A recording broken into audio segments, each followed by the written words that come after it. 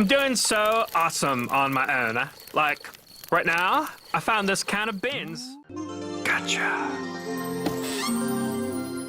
Hello everyone, and welcome to another Monster Hunter World video. This is Thegameconomist, and today we'll be taking a closer look at the Taroth Pipe Sleep, the brand new hunting horn that we got with the latest rotation of Kulve Taroth. And we're going to see how it fits into the hunting horn meta. Previously, the Deep Furrow had a brief claim of best hunting horn after the Draken armor set made it possible to build more affinity than was previously possible. This fixed a big problem for Deep Furrow, since being able to land critical shots is really important to your DPS, and Furrow just had too much negative affinity. However, now a new horn has been added to the game, Taroth Pipe Sleep, and is going to be changing the horn meta once again. So, in my experiments, we're going to start by maximizing the damage on Taroth Pipe Sleep, and then attacking the pillar. Notice I'm usually dealing 190 damage, and that's all raw damage, and all of my attacks will always be criticals.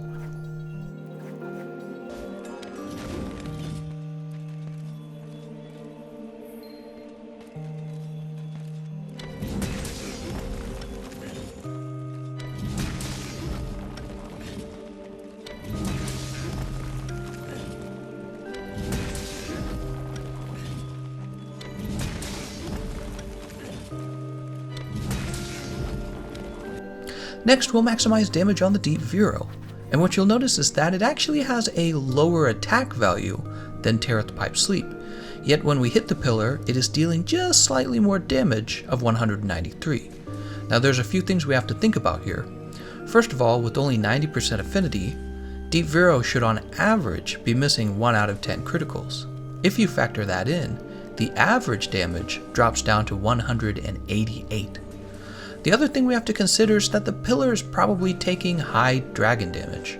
That's not always the case for every monster you go out and hunt. So, considering all this, it seems very much like the Taroth Pipe Sleep is going to be the best new hunting horn. However, I had to test one more thing. I deactivated peak performance on the Taroth Pipe Sleep build by taking a little bit of damage from the barrel in the training room. And when I did that, the pillar went from taking 190 damage per attack to only 178.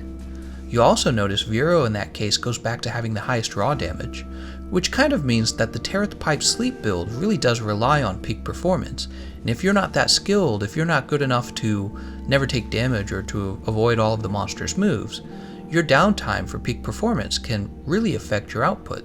On another note, I feel like it's also worth pointing out that Deep Furrow does apply Elder Seal. I think for speedrunners this is not really that important. They're mostly just going to keep the monster juggled until the monster's dead anyways, but perhaps for the average player, being able to knock Teostra out of his aura, or Kirin out of his aura, or especially Kushala do aura, being able to knock their auras out is meaningful to somebody who's just playing casually and trying to help his team out. Alright, so another thing we can do is we can actually compare the buffs between these two hunting horns. I would say that the Deep Furrow health boost is always useful for your teammates. I mean, there's never a case where it's not useful. Whereas health recovery small on the Taroth Pipe Sleep isn't the most reliable way to heal your teammates, and the health recovery buff is actually pretty good, except it's made inefficient if you have to fight in lava, which a lot of the places we fight does have lava. It's also made inefficient by DOT monsters.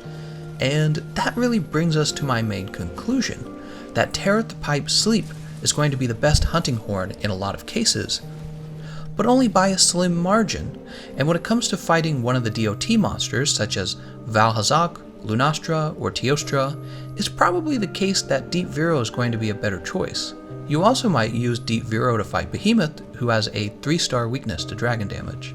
I kind of wish Capcom would just throw the hunting horn users a bone and drop some very high damage horns into the game that don't rely on the attack up large buff to reach the top of the horn meta.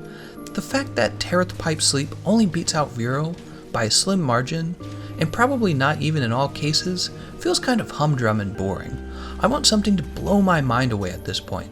We know horns are the least popular weapon on both the Xbox and the PlayStation 4, and next month we'll see where it sits on the PC, but I already have my suspicions it won't be very high, because it's like Capcom's not willing to let hunting horns have a chance at being overpowered.